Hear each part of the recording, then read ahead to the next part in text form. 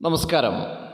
ആസ്ട്രോമീഡിയയുടെ എല്ലാ മാന്യപ്രേക്ഷകർക്കും പുതിയൊരധ്യായത്തിലേക്ക് ഒരിക്കൽ കൂടി ഹാർദമായ സ്വാഗതം.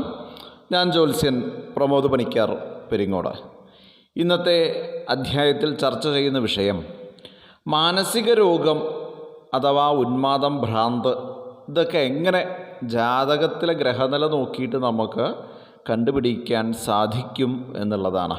കാരണം ഈ ഉന്മാദം അഥവാ ഭ്രാന്ത് എന്ന് പറയുമ്പോൾ നമ്മൾ ഈ ഭ്രാന്തന്മാർ കാണിക്കുന്ന പോലത്തെ ചെയ്തികൾ മാത്രമല്ല, മാനസിക തലങ്ങൾ, വിവിധ തരത്തിലുള്ള മാനസിക പിരിമുറുക്കങ്ങൾ, മാനസിക പ്രയാസങ്ങൾ, മാനസിക പ്രശ്നങ്ങൾ, മറ്റുള്ളവരോട് പറയാൻ സാധിക്കാത്ത രീതിയിലുള്ള മനോവികാരങ്ങൾ, ഇങ്ങനെയൊക്കെ പല തരത്തിലുണ്ട്. മനസ്സിൻ്റെ വിവിധ തലങ്ങളെ സംബന്ധിക്കുന്ന കാര്യങ്ങളാണ്. അപ്പോൾ മനസ്സിന് എന്തെങ്കിലും തരത്തിലുള്ളതായ അബ്നോർമലായിട്ടുള്ള കാര്യങ്ങൾ സംഭവിക്കുകയാണെങ്കിൽ അതിൻ്റെ മാനസിക രോഗമായിട്ട് നമുക്ക് പറയാം. അപ്പോൾ നമ്മൾ പറയാറില്ലേ, വെറുതെ ചിരിക്കുക, വെറുതെ കരയുക, ചില ആൾക്കാരോട് എന്തെങ്കിലും സംശയങ്ങൾ, വെറുതെ സംശയം തോന്നുക, ചെയ്തില്ലേ തോന്നുക, ചെയ്ത കാര്യം വീണ്ടും ചെയ്യാൻ തോന്നുക, ഇതൊക്കെ ഒരു തരം മാനസിക വിഭ്രാന്തിയുടെ ലക്ഷണങ്ങളാണ്. അപ്പോൾ അത്തരത്തിലുള്ളതായ മാനസിക വിഭ്രാന്തി നമ്മൾ ഒരാളുടെ ജാതകം നോക്കിയിട്ട് എങ്ങനെ കണ്ടുപിടിക്കാം എന്നാണ്. പ്രകടമായിട്ട് മുഷിഞ്ഞ വസ്ത്രം ധരിച്ച് നടക്കുകയോ, അല്ലെങ്കിൽ നമ്മൾ പറയില്ല റോട്ടിൽ കൂടെ ചെമ്പരത്തിപ്പൂ വെച്ചിട്ട് പോവുക, അതൊന്നുമല്ല ഭ്രാന്തിൻ്റെ ലക്ഷണം. ഞങ്ങളുടെ നാട്ടിലുണ്ടായിരുന്ന ഒരു ഭ്രാന്തൻ, മൂപ്പര് ചെവിയിൽ ചെമ്പരത്തിപ്പൂ വയ്ക്കും. അപ്പോൾ അയാൾക്കറിയാം ഭ്രാന്തന്മാർ ചെവിയിൽ ചെമ്പരത്തിപ്പൂ വയ്ക്കും എന്ന് അയാൾക്ക് അറിയുണ്ടാവും എന്നാണ് എനിക്ക് തോന്നിയിട്ടുള്ളത് കണ്ടപ്പോൾ. എന്നാൽ ആർക്കും ഉപദ്രവമൊന്നുമില്ല. അദ്ദേഹത്തിൻ്റെ വഴിക്ക് ഇങ്ങനെ പോവും, ആരെങ്കിലും എന്തെങ്കിലും ഭക്ഷണം കൊടുത്താൽ കഴിക്കും. ഇപ്പോൾ കുറച്ച് കാലങ്ങളായിട്ട് അയാളെന്നെ കാണാനില്ല, എന്തോ മാനസിക ആശുപത്രിയിലോ ആരോ കൊണ്ടാക്കി തോന്നുന്നുണ്ട്.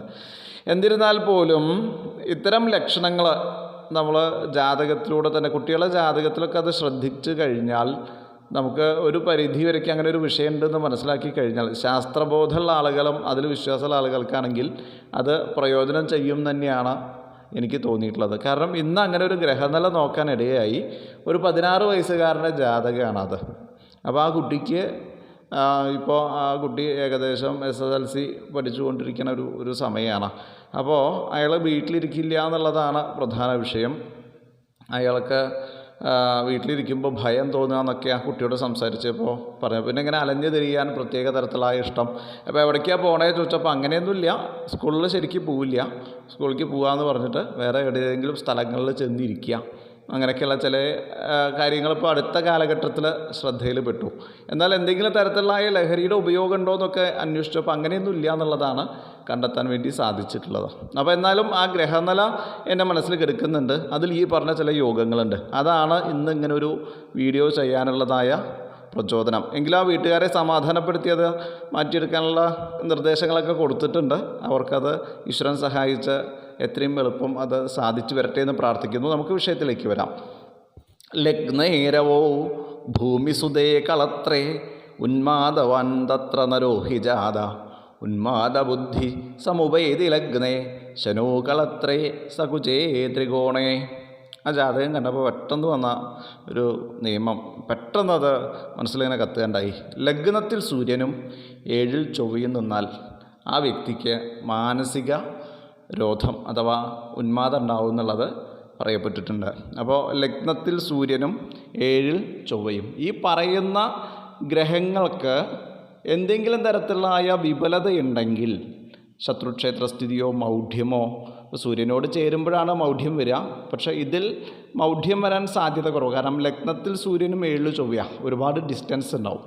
അപ്പോൾ എന്തെങ്കിലും തരം ഇപ്പോൾ പാപദൃഷ്ടി വരിക, രാഹുകേതു യോഗം, അങ്ങനെ എന്തെങ്കിലുമൊക്കെ പ്രത്യേകമായിട്ട് ചൊവ്വയ്ക്കൊക്കെ വന്നു കഴിഞ്ഞാൽ, നീചത്തിൽ വരിക, അങ്ങനെയൊക്കെ വന്നു കഴിഞ്ഞാൽ എന്തുണ്ടാവും?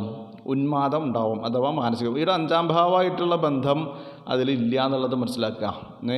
അപ്പോൾ ലഗ്നത്തിൽ സൂര്യനും 7-ൽ ചൊവ്വയും നിന്ന് കഴിഞ്ഞാൽ അയാൾക്ക് മാനസിക രോഗമുണ്ടാകും. ലഗ്നേരവോ ഭൂമിസുതയെ കളത്രേ, കളത്രം 7-ാം ഭാവം, ഭൂമിസുതൻ ചൊവ്വ, ഉന്മാദവാൻ തത്ര നരോഹിജാത.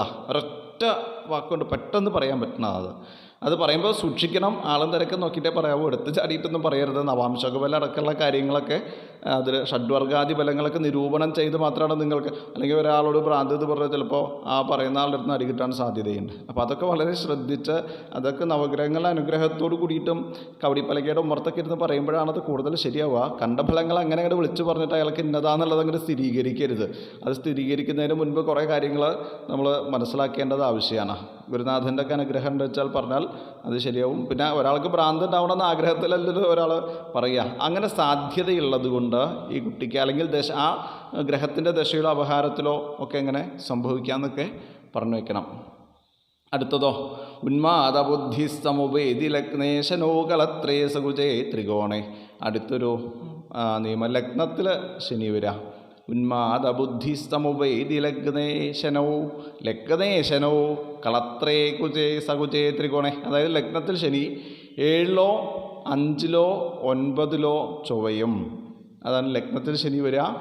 7-ലോ അതായത് 7-ാം ഭാവത്തിലോ 5-ാം ഭാവത്തിലോ 9-ലോ ചൊവ്വയും നിന്ന് കഴിഞ്ഞാൽ ഭ്രാന്തനാവും എന്നുള്ളത് പറഞ്ഞിട്ടുണ്ട്. ഉന്മാദ രോഗിയായി തീരും എന്നുള്ളത് ആ പ്രമാണം കൊണ്ട് പറയപ്പെട്ടു. അടുത്തതോ ലഗ്നത്രികോണേ ദിനനാഥചന്ദ്രൗ ശൗര്യേ ഗുരൗ കേന്ദ്രസമന്വിതേവ സ ഉന്മാദബുദ്ധി സ ഭവേതദാനീം ശരാസനാതിര്യതി ജന്മലഗ്നം.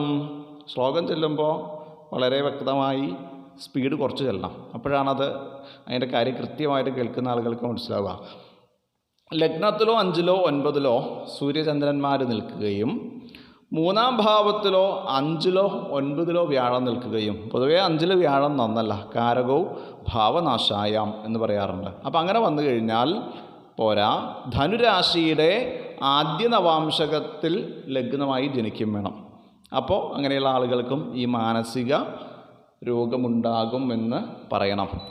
അതായത് ലഗ്നത്രികോണങ്ങളിൽ ലഗ്നത്തിലോ 5-ലോ 9-ലോ സൂര്യചന്ദ്രന്മാർ നിൽക്കുകയോ, സൂര്യചന്ദ്രന്മാർ ഒരുമിച്ച് നിൽക്കണം എന്നാണ് ആ യോഗം കൊണ്ട് മനസ്സിലാക്കേണ്ടത്. കാരണം ദിനനാഥചന്ദ്രവും അതിന് പറയുമ്പോൾ അമാവാസി ഉണ്ടാവും. സൂര്യചന്ദ്രന്മാർ ഒരേ ഡിഗ്രിയിൽ വരുമ്പോൾ അമാവാസി ഉണ്ടാവും. അപ്പോൾ ലഗ്നത്തിലോ 5-ലോ 9-ലോ അമാവാസി സംഭവിക്കുകയും 3-ാം ഭാവത്തിലോ 5-ലോ 9-ലോ വ്യാഴം നിൽക്കുകയും ചെയ്യുമ്പോൾ ധനുരാശിയുടെ ആദ്യ നവാംശകത്തിൽ ജനിച്ച ആളുകൾക്കും മാനസിക വൈകല്യമുണ്ടാകും. ഭ്രാന്ത് എന്നുള്ള പദം അവിടെ ഉപയോഗിക്കുന്നില്ല, മാനസിക വൈകല്യം ഉണ്ടാകും എന്ന് നമുക്ക് പറയാം. അനുഭവമുണ്ട്.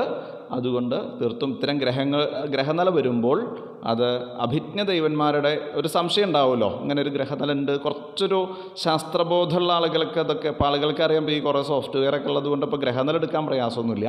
അത് മനസ്സിലാക്കി കഴിഞ്ഞാൽ അതൊന്ന് ഉറപ്പിക്കുന്നതിന് വേണ്ടിയിട്ട് എക്സ്പെർട്ടായിട്ടുള്ള ദൈവജ്ഞന്മാരുടെ അടുത്ത് കൊണ്ടുപോകുക. അത് മാനസിക രോഗത്തിൻ്റെ വിവിധ തലങ്ങളെ എല്ലാം ഇതിൽ പറയാം കേട്ടോ. പലതരത്തിൽ നമുക്കിതിനെ കൊണ്ടുവരാം. അത് മനസ്സിന് താളം തെറ്റുന്ന അവസ്ഥകളെ നേരത്തെ കണ്ടുപിടിച്ചുള്ള ആ വ്യക്തിയുടെ ജീവിതം രക്ഷിക്കുന്നതിന് അത് കാരണമാകും. അപ്പോൾ ഇന്നത്തെ വീഡിയോ എല്ലാവർക്കും പ്രയോജനം ചെയ്യട്ടെ എന്ന് ഈശ്വരനോട് പ്രാർത്ഥിച്ചുകൊണ്ട് തൽക്കാലത്തേക്ക് ഇവിടെ പറയുന്നു. ഒരിക്കൽ കൂടി നന്ദി, നമസ്കാരം, ശുഭദിനം.